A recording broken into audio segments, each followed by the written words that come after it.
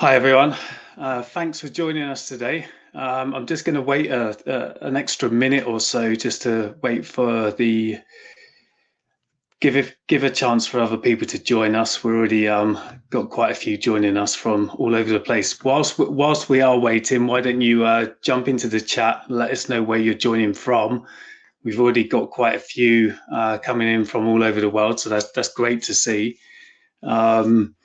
Also, just whilst you're in there, we're going to have some polls today as well.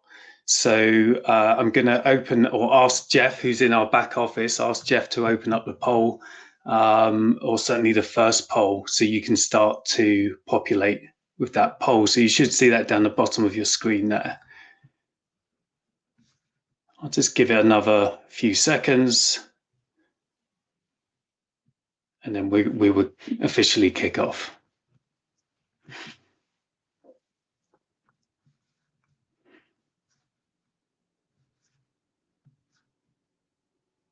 Great, I can see people from all over the world. Germany, Paris, Brazil, Dublin. Fantastic. Okay, so I'm going to kick off. So hello everyone, and thank you for joining us today. Today's webinar is an Ask Me Anything session focused on marketing mix modeling, and it's a topic that's generating a lot of interest and questions and hype within the performance marketing industry. But before we dive in, I have a few quick housekeeping notes just to go through to help you. So if you have any questions, drop them into the Q&A tab on the right of your screen. We'll do our best to cover as many of those questions as possible, especially if they're questions that we're not already addressing with the questions that have been submitted prior to this session. The webinar is being recorded, and so therefore you'll receive a replay of the session a few hours after we wrap up. Also in the sidebar, you'll find some useful MMM content in the Docs tab. So if you click on that, we've populated that with some content that you can consume within your own time. And then finally, you can follow us online for more insights on MMM and other measurement topics at the usual social media platforms, and of course at our own website as well, kachava.com. For those unfamiliar with Kachava, we've been a leader in mobile measurement services since 2011, working with thousands of clients globally. But beyond our MMP product, we also offer two other products. The first one is AIM, which is our next generation marketing mix modeling platform, which we're going to discuss a lot more today. And thirdly, we offer a platform called SAM Search Ads Maven, which is a powerful tool for managing Apple search ads campaigns through automation and AI. So if you're interested in our other services, get in touch with us through our online portals. So why are we here? We're here because MMM has become a hot topic in performance marketing. While it's not entirely new, it's been around for decades, it is gaining more and more momentum in performance marketing. And naturally, there's a lot of curiosity, confusion, and debate around the subject. This is an Ask Me Anything session, and we've received over 100 questions ahead of this webinar today. So we've consolidated and categorized them to cover as much ground as possible. We've also had some very specific questions come in, and if we don't get to yours today, we'll do our best to follow up on email. So they're the questions that have already been submitted and the ones that we get in the Q&A tab live today as well. So we'll do our best to follow up on email, especially questions related to unique user cases that might not apply broadly to the audience today. We want to make sure that you get the answers that you need. Okay, so let me introduce the panel for you. So firstly, I'm Gary Danks. I'm the general manager for the AIM product here at Kachava. Along with our expert panelists, we've onboarded over 40 clients onto our AIM-MMM platform over the past 2 years, excuse me, giving us a deep understanding of the challenges and the opportunities in this space. Now I'll let the other speakers introduce themselves, starting with Arkady. Hi, my name is Arkady. Excited to join this webinar. I've been with Kochava for about 3 years now.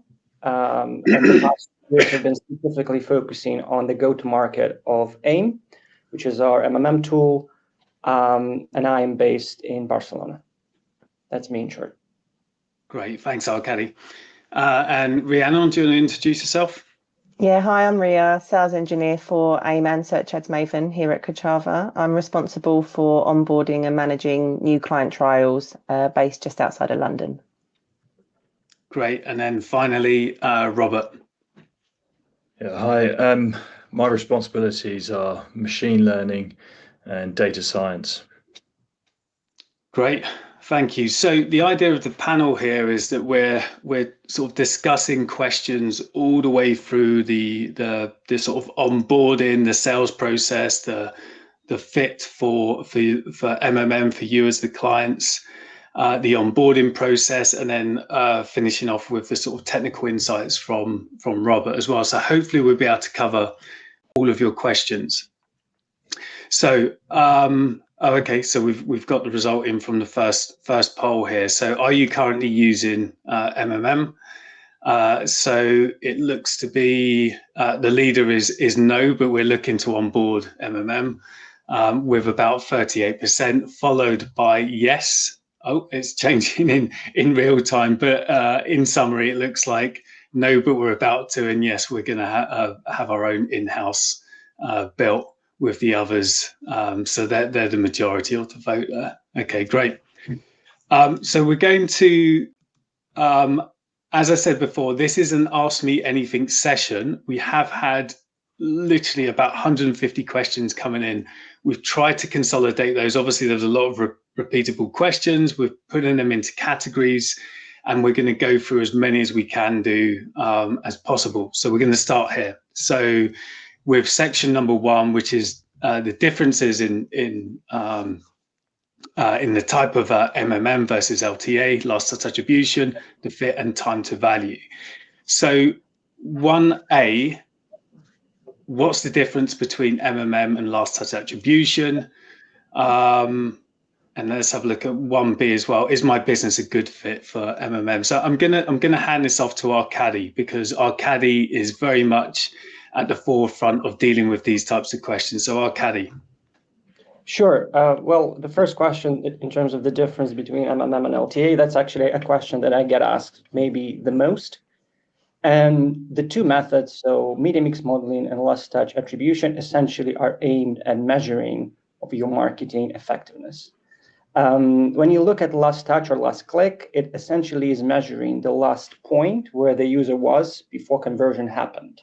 And obviously, there's a lot of more activities before that last touch or last point.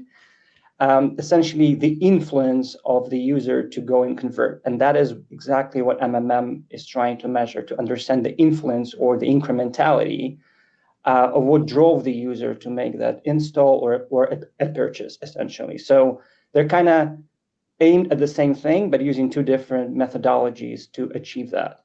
So that would be my answer to 1A. Okay, great. And do you want to move on to 1B as well, the fit? What type of business is a good fit for MMM? For sure.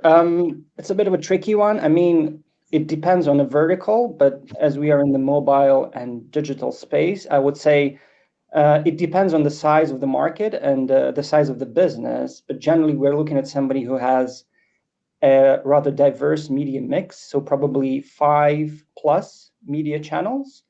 Also, a combination of digital presence and also some offline advertising is good, like maybe TV or out of home. So that will be another bonus to start doing MMM. And then you also need to have sort of sufficient media spend that you spend per month or per year to do MMM. And that is dependent on the country, on the vertical and the geo. but sort of on average, I would say probably we're looking at 2 million per year plus in terms of your ad spend to start thinking about MMM. Okay, great. I would add to that as well. Everything that Arkady said there is real sort of, ideal client profile scenario there. We do have clients at the lower end of that scale who are spending $40,000 to $50,000 a month in small markets, and they're getting a lot of value out of that system. So it doesn't have to be as high as the 2 million, but the other things do have an effect on that. So the diversity of your media and so on. Moving on to 1C. So how long did it take to get actionable insights? Probably the best person for this to answer this would be Ria.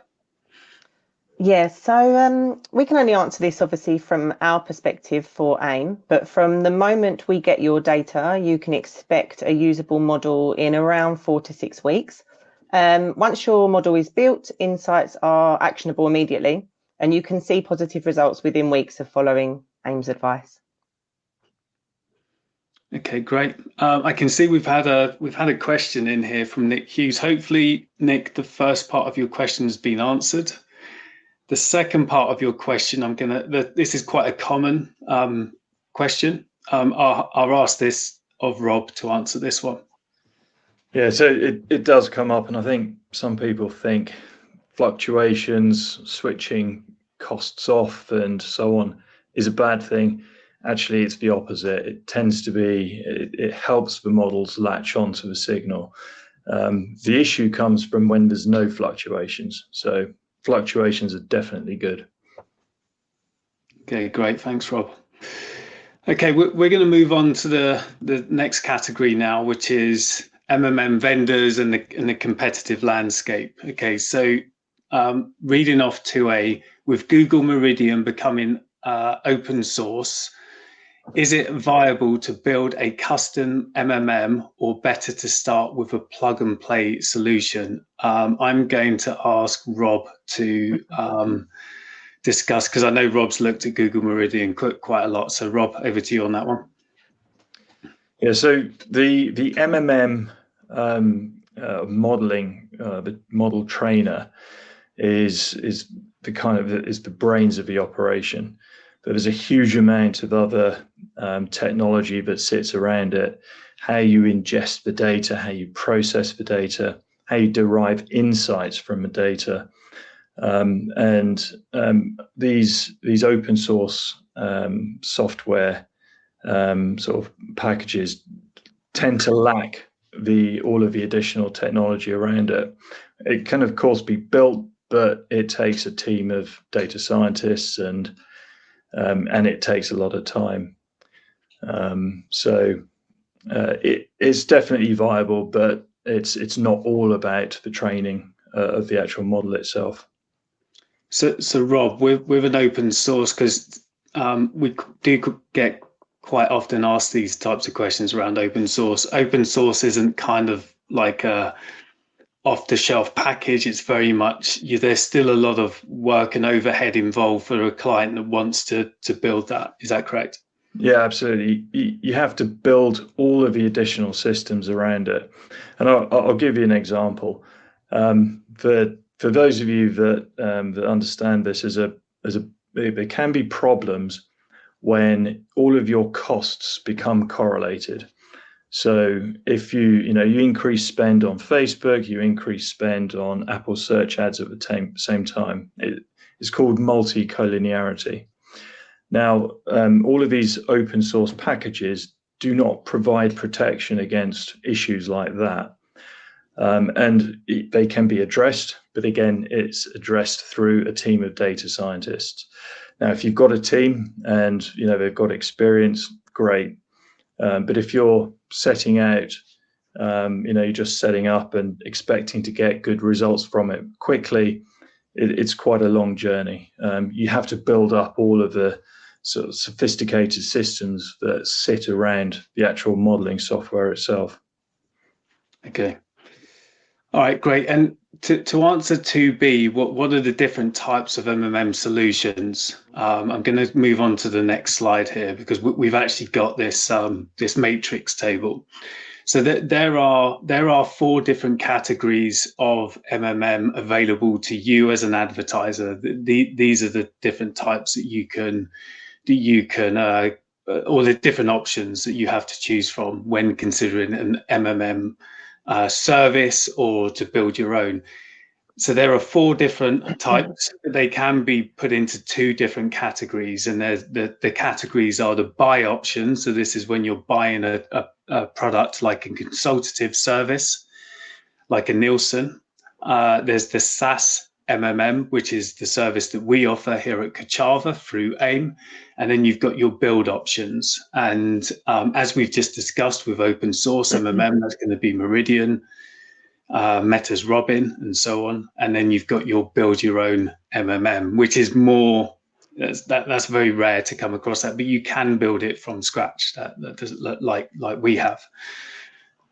So I'll leave that on screen there. Feel free to take a screen grab. Maybe we will send this on as well as a follow-up as well.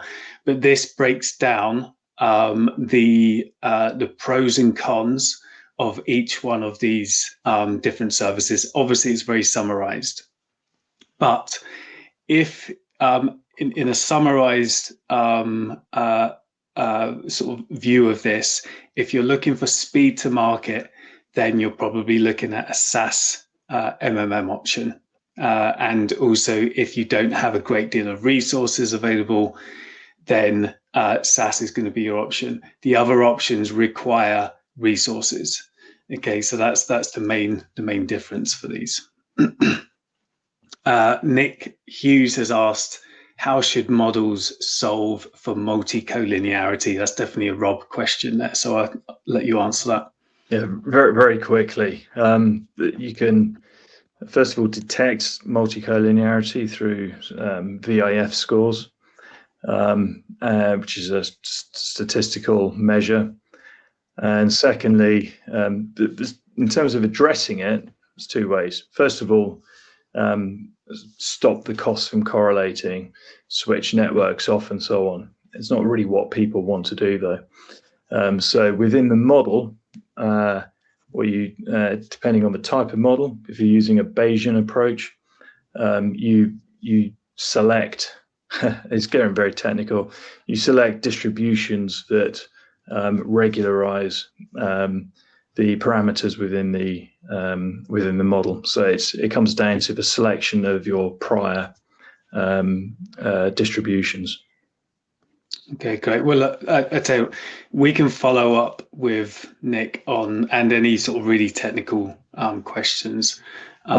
Just one thing to add to that. I think all of that is quite sort of technical, but in a SaaS platform, it's all built in. It's all done automatically for you, so you don't have to worry about these things. Good point. Okay, great. Let's move on. So data requirements and external factors. So let's have a look at this. So 3A, what is needed to build an MMM? So what inputs are needed? I'm just summarizing here and having a look down the list here. And also 3B, how does AIM or any other MMM use last touch attribution, if at all? And does MMM suffer from signal loss due to privacy changes, mainly on iOS? Ria, do you want to cover off these 2 questions here? Yeah, sure. So a minimum of 12 months worth of historical data is required, but preferably 24 months. That would be the ideal. The data inputs that we need include marketing spend. So that's across online and offline media channels. And we need that by region, by day, and by network or platform. And then also the conversion data. So for example, installs, events, and sales. And again, by region, by day, and by app or platform. And then regarding the LTA data, last touch attribution data is taken into consideration. However, it is just one of many signals used. AIM can ingest and understand any data that you know about your market, and it also understands the reliability of that data. For example, the particular types of attribution. So to give an example, it understands if you're using a SCAD network, and we'll take that into account. And also to note about the privacy updates. So AIM is future-proof. It isn't impacted by privacy updates. And MMM is important because of the signal loss affecting other attribution. That covers it. Okay, great. Thank you, Ria. So 3C, how does MMM measure organic or unattributed is my preferred term for this one. And then 3D, what other factors can MMM measure, such as competitor data, Black Friday, and so on? Arkady, do you want to cover this? Because I know that you get asked this quite a lot as well. Yeah, sure. So in terms of organic or unattributed conversions, the beauty of MMM is that it's one of the methodologies that actually can understand what is influencing your conversion funnel, whether this is paid or whether this is an organic conversion. So MMM basically looks at your entire amount of conversions and then tries to identify whether the attribution or the influence is coming from a paid marketing. This could be digital, or this could be offline, or from your external factors, which I'm going to cover in the next question, or it is indeed sort of baseline organic. So your sort of last touch data from an organic standpoint would kind of be different from the MMM organic attribution. And then when it comes to competitor data and other external factors, so apart from your paid media spend, we can also, and a good MMM model can take in other external events. So typical, that could be weather, that could be holidays like national holidays, public holidays. That could be different promotions that people are running. For some of our customers, we are taking in the dates of the new movie releases, or there could be a football calendar. So there are like a lot of different things that could be taken in, because the conversion funnel isn't really just influenced by paid media or like the digital one and the offline one, but also by other external factors that are very, very hard to capture through last click. So that would be my answer to 3D. And if I can just add to that, on the term unattributed, it doesn't really exist in MMM models. Everything is attributed, whether it's annual, seasonality, and all of the other things that Arkady mentioned. It's attributing sales to something, as opposed to last touch, where it attributes it to the last click, and everything that's left over then becomes unattributed or organic. Mm. And I'll add on to that as well, because this is a bit of a hot topic, and it's one of the benefits of MMM as well, is that if the model has that prior knowledge of those events, so things like Black Friday's, Valentine's Day, the model will understand that for that specific region, national holidays and so on and so forth. So it will have that already in the model. When it comes to things like competitor data or promotional data, then we need to be given that data by the client. Now, out of all of our clients, probably about nearly all of them, 99% of them, I can't think of one that hasn't, gives us that additional external sort of data point as well. Now, when the model has that, it's able to attribute to those specific events. Arkady's mentioned things like film releases, football matches, and so on. We have clients that are impacted by things like pop concerts, film releases, book launches, football leagues, and so on and so forth. So as long as the model's got that knowledge within its data sets, it will attribute sales to those events, and therefore it's going to give you that more holistic view of your conversions. There is a question down the bottom there, which we've kind of answered here, but not quite, but we do answer it later on. So I'm going to come back to that one. We do address other types of media which are not paid for. So moving on, so model evaluation and validation, hot topic when it comes to this. How do we know that the MMM model is correct? How do we get confidence in it? So question 4A, how do you validate the MMM models? What validation techniques do you use, I suppose, ensure that we ensure trust in the results? So I'm going to leave this to Rob to answer this. Also, Rob, do you want to tackle 4B as well? Do you calibrate MMM with incrementality studies? Yeah, sure. So there's a number of measures that we use to gauge model health, but the one that's probably most worth discussing and people are most interested in is the error. So our system is near real time, so it's rebuilding once a week. And we always have a 2-week holdback. That means we hide 2 weeks worth of data from the latest model. And we use that to forecast over a 2-week period. That gives us the sort of percentage error of over that 2 week. And it's certainly the measure that people will most understand, because effectively we are forecasting what the sales are going to be, whether it's installs, new users, and so on. So that's the sort of primary method. But of course, the other thing is we also do long-range forecasts. So when we're putting our recommendations together, we actually include recommendations that cover the next quarter. Fully understand people aren't going to be planning their budget precisely for that period, but it helps with sort of long-term budget planning. Now, because we don't have a holdback, we use something called harmonic model validation. What this is because we've modeled the entire sales funnel, installs, registrations, new users, payments, and so on. Over a 3-month period, we're actually looking to check that those forecasts are all consistent and they all remain correlated with one another.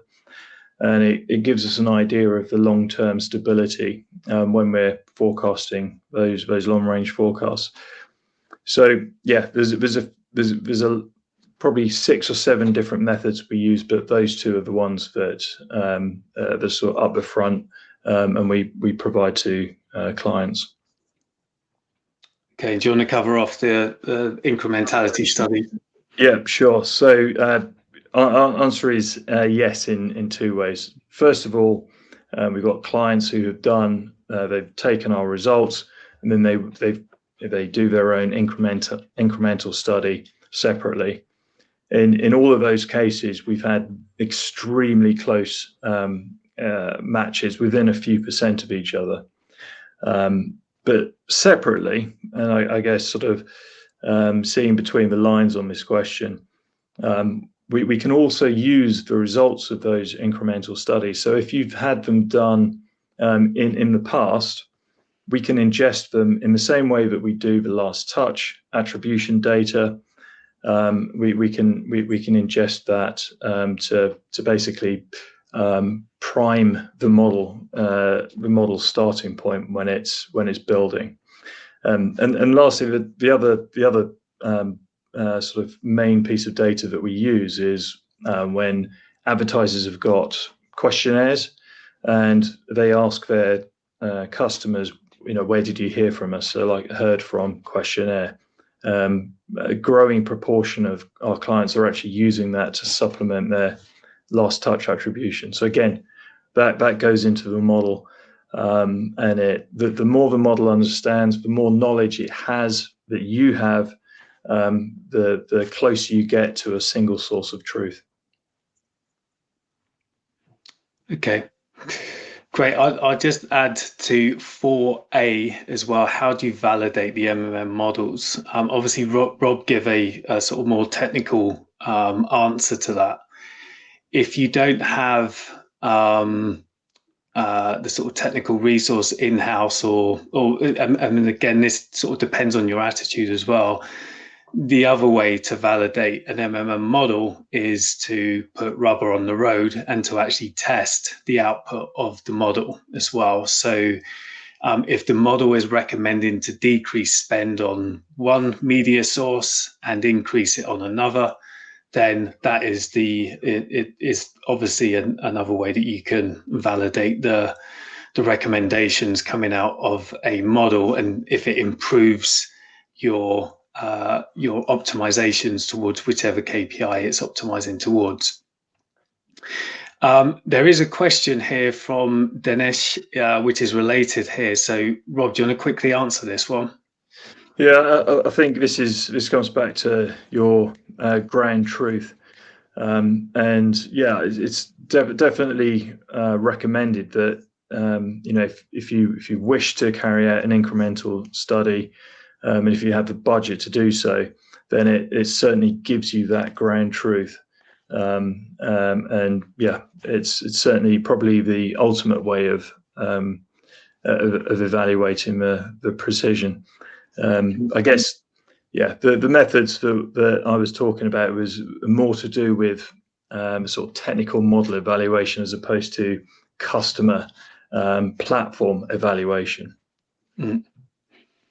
Okay, thank you. We will move on to the next section now. So probably the most popular section or category of questions that we had in was around sort of the strategy and optimization, the output of the MMM model and how it improves things. So question 5A said, how does MMM optimize media spend across KPIs such as acquisition, retention, engagement, whilst accounting for halo effects?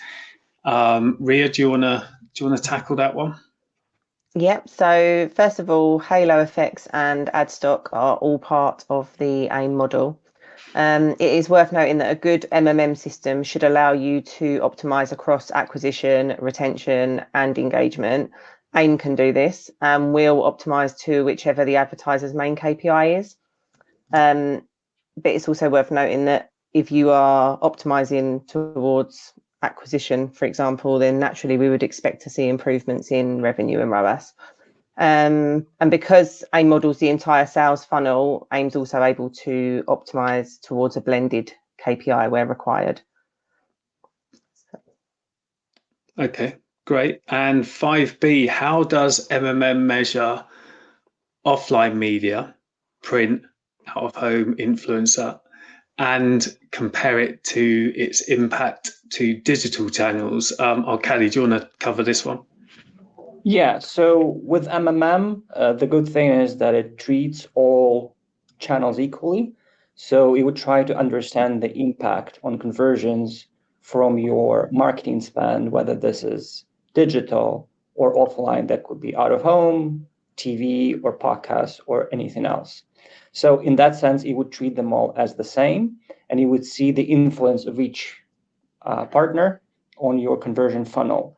Because those offline media types like print and out of home don't have clicks, so we would be basing the model on the cost data and also sometimes on impressions as well. Okay, great. And probably one of the top frequently asked questions we get, which is 5C, how incremental is search? Rob, do you want to tackle this one? Sure. So it depends. It depends on a lot of things. The first thing is the actual search can, you're going to have different types of campaigns within search. So let's talk about Apple search ads. You may have brand campaigns, typically the least incremental. Then, of course, you've got browser-based search, so people just with no intent turning up at the App Store looking for things. They tend to be highly incremental, and of course non-branded. So we typically see low incrementality when people are spending the vast majority of their search budget on branded. But that isn't the complete picture, of course. There is the defensive approach. So if you were to halt all branded search, of course, you may end up losing to people bidding on your search term. So unfortunately, you don't really gain sales from it, but you can defend against the loss of sales. But it kind of, to summarize, it comes down to the percentage of spend on branded search. Yeah, I mean, there's a lot of skepticism around the incrementality of search, and as I said, this is a sort of a frequently asked question. My take on this is that search is as incremental as any other channel, as long as you get your strategy right. So the balance between your branded campaigns and your discovery campaigns and so on. So as long as you get that right, it provides as much incrementality as Google does and as Facebook and so on. It does have its limitations, search, but the way that you get your strategy right in search is by using an MMM model to tell you what's the right balance there. Moving on, 5D, how does MMM deal with app campaigns, web to app flows, and cross-platform tracking? I know, Rob, you deal with this quite a lot, so do you want to jump in? Sure, it's in exactly the same way as any other channel. So whether you've got impressions, clicks, or some kind of cost against your own cross-platform ads, we attribute in the exact same way that we do with every single other channel. So there's no real difference there. And I think just looking at the question on screen, just to answer this one, AIM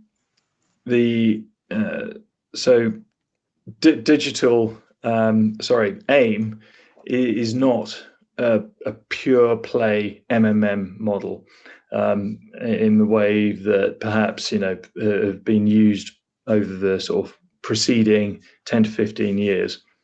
It's very much plugged into the environment. It is receiving the last touch data, so it knows what you know now. And for these reasons, there's absolutely no reason why MMM with that knowledge isn't a good fit. Of course, the fact that it can also attribute offline sales is definitely a bonus, but it shouldn't stop anyone who doesn't have offline spend from using it. Yeah, and just to add to that as well, we have over 40 clients using our service, and probably about 50% of them are digital only. They don't have any offline media activity at all. So it's been designed for performance marketing in the digital space. There's another one that come in here as well. So 5C follow. Does this take into account consideration earned media, say a print ad or out of home stunt goes viral on social? The quick answer to that is yes. I think we address this later on, but a quick answer to this is yes, it would. Again, the sort of devil's in the detail with all of these things, but at a high level, it would take this into account, and it would attribute sales towards this type of media, this type of promotion, out of home stunt, and so on. As long as the model has got the knowledge that it happened, and any prior knowledge that historical knowledge that you've been doing these types of promotions and stunts and so on, it will be able to correlate those types of promotions with uplifts or even negative impact if it does have one, with those types of promotions and stunts and so on. So quick answer is yes, it would take this into consideration. Moving on to section 6, which is channel selection Oh, this is where we address owned media as well. Channel selection and attribution. So how do you decide which marketing channels should be included in an MMM model? Caddy, do you want to take this one? Yeah, sure. So the quick answer is all of them, ideally. So the entire media mix across all your spend, as detailed as possible. But if you don't have access to some of the data, we should probably say that at least 80% of your channels should be included in your model. Yeah, so, and again, just to add a bit more to that as well. So an MMM model will benefit from knowing as much as possible about your marketing channels. It doesn't we don't have to have 100% of it, as our caddy just said, but typically if we get 80% of what you're where you're spending your marketing investment, that will give you a valuable output. If we can get the additional 20%, then great. But we do appreciate that some of those things, as the question just asked, these sort of promotional stunts that happen, that they can be harder to collect the data on. 6B, how do you incorporate owned media, CRM, and offline channels like email, app notifications, and so on? What measurement signals should be used? Ria, do you want to answer this one? Yes, so for activity where there are no specific costs, AIM will ingest a volume signal. So that could be impressions, clicks, or even number of actions taken. So for example, that might be email sent, calls made, leaflets dropped. And that's then combined with the dates that those events occurred. And where cost data is available, that will also be incorporated. But if it's not available, it will use a volume signal. Great. And Rob, do you want to handle this last one here? How does MMM handle lower funnel channels like paid search? Should brand and non-brand search be separated? Yeah, so first of all, probably as I've said earlier, the MMM really treats everything in the same way. It uses the same yardstick to measure everything. And in that way, you're not worried about biasing any one channel. So the second part of the question, should we separate those campaigns? Yeah, absolutely. If you want to get a good read on the true performance of each of those types, such as branded, non-branded, or browsing, it's definitely advisable to separate those channels. And I guess just sort of leading on from that, the same goes for for any other type of campaign. So if you can group your campaigns together into specific types, you can get a read on those and understand their incremental value. Okay, great. I'm just going to remind people or sort of open up another poll here because we're coming towards the end of the last couple of slides here. So to pop into the poll and complete the next poll up, I don't know which one it is, so it's now open. So take some time and do that for us, please.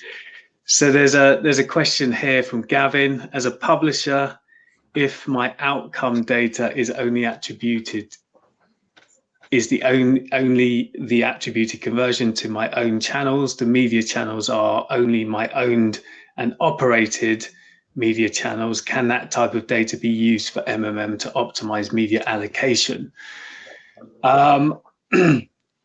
I think I understand the question. The quick answer is going to be yes, but again, the devil's going to be in the detail. It depends how big your own network is. We would need to assign some kind of value data to those own channels, impressions, clicks, put a value of it, sort of media spend value to it. So if you're a large media owner, part of a group where you have multiple owned media channels, then yes. If you're a smaller media group where you only have one or two channels, then it's probably going to be a no. Just going back to our earlier conversation around the ideal fit, really you need to have a minimum of about 5 channels that you're running across. So if your own media can be treated as one of those channels and you have more than 5, then the quick answer is yes, to Gavin's question there. Moving on to the model and methodology. So this is going to get a bit deeper into the technical side of things. I'll leave these to Rob. How does AIM MMM work? That's quite a big question. What is the methodology? Be as quick as you can, please, Rob. And why do you use cost instead of impressions in MMM? Do you want to tackle those two first?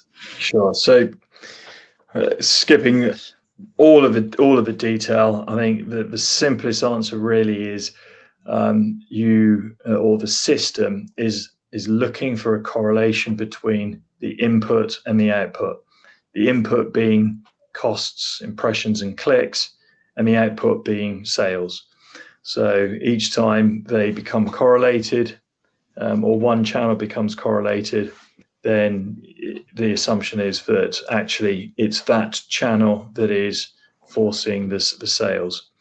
A huge amount more detail in between, but it's probably the simplest I can make it. In terms of the methodology, and I think this is sort of the cutting edge MMM methodology these days. We use a hierarchical Bayesian methodology. We've got multiple different hierarchies, so there can be geo hierarchies, there can be platform hierarchies, iOS, Android, and so on. I mean, of course, the actual publisher or the network hierarchy, so networks, publishers, and then campaigns. Why do we use costs instead of impressions? We don't. We can use all three. All three being costs, impressions, and clicks. Clicks where appropriate. The system will choose which one it uses. So we prefer to get all of that data from our clients, and then the system will choose one or more of each in order to ensure that it can give the highest possible accuracy in the forecasts. So yeah, I think maybe to answer the question more directly, when we only use costs, we will only use costs in that particular instance on that particular network because we're getting the best result. We're getting the most accuracy out of it. Okay. So, all right, great. Al-Kadi, we've got a question here which feels like something that you get asked a lot of. Is it effective? Is it an effective tool for ongoing campaign optimization on a day-to-day or weekly basis? Do you want to tackle this one? Yeah, sure. I mean, traditionally, MMM would always kind of measure the influence on the network level, on the channel level. One of the benefits of our system is that it can take in the publisher level and the campaign level. So you would actually get MMM attribution on a campaign level as well, and you can for sure use that on your weekly on a monthly basis work for sure. Yeah. Okay, great. And can I just add to that within the recommendations that AIM provides, that it does provide recommendations specifically daily, weekly, or monthly, so you can look at whichever cadence you require. Good point. Yeah. Okay, great. Rob, back to you. Does MMM replace last touch attribution, and can they work together? I think this is related to the question on screen a moment ago. And I mean, AIM is very much a hybrid system. So, it's a single source of truth. We're ingesting all of the information that you have in order to give you the best possible attribution. And that includes last touch data. So can they work together? That's kind of exactly what AIM is. We've kind of created that. We have created that hybrid system.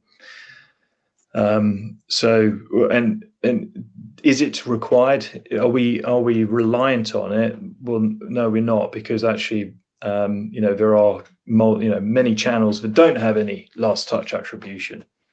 It just helps where you have it. Okay, great. And so then tackle the last one as well. Yeah, go for the last one. It is quite technical, this one, but go for it.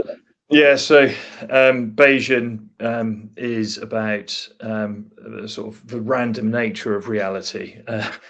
We take into account all possible ranges. So we call it probability distributions, and all the way through the system, we embrace random type error. We embrace the randomness of the real world, and that leads to more accurate outcomes. The classical or frequentist approach typically used linear regression models, which they served a purpose at the time, but I think they've been somewhat left in the dust. We now use Bayesian methods that I mentioned that have got non-linear response curves. So as you'll be familiar with, the cost curves within the models that sort of they're not straight lines. It much better reflects the actual reality of the real world. Okay, great.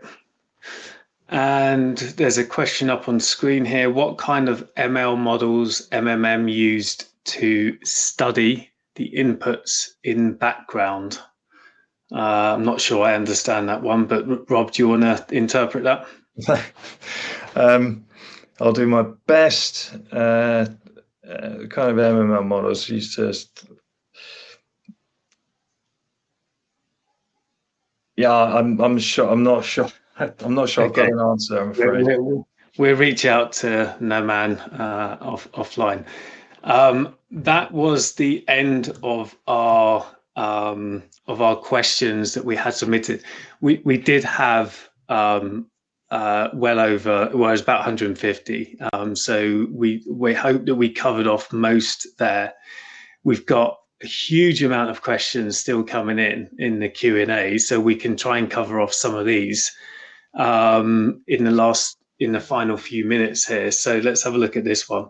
What type of results should we expect from MMM? Formats, insights, frequency. So the Ria, do you wanna cover this one? What's the output, I think, is the question here. Yeah, so at a top line, the output is going to be budget and spend recommendations, as mentioned before, by day, by week, by month, that you can then move forward and use again at the cadence that works for you. I think Arkady touched on it, and I think there was a question about publisher breakdown. So it will also be, it can be provided by a channel on a channel basis or sort of a partner basis, but it can also be provided at a publisher level. So you can see sort of really quite granular recommendation in terms of how to spend your budget moving forward. Which I think is I think the answer that you gave is sort of a general MMM type answer. Where AIM has taken a different approach is we were aware of the operational challenges of actually user acquisition teams actually using this data. The way that we present it is very much in the exact same way that you would see any other attribution methodology. You will see the numbers of installs against each channel, the conversion rates, the amount of revenue, and so on. So it's very much a standard attribution platform, with the other side being looking to the future. How should I spend my money better? Great. Okay. Here is the result to the second poll. So, do you have ready access to 12 to 24 months of spend and app conversion data to begin modeling an MMM? So the good news here is that almost 70% confidently say yes, which is great. And then we've got about 15% in each no and not sure. So the reason for this poll is, in order to build a robust and accurate model, we need at least 12 months worth of data. Ideally, we would be looking for 24 months worth of data, both with your ad spend and your conversion funnel data as well. It doesn't necessarily have to be app conversion, it could be web conversion data. So it's good to see that most people can get that.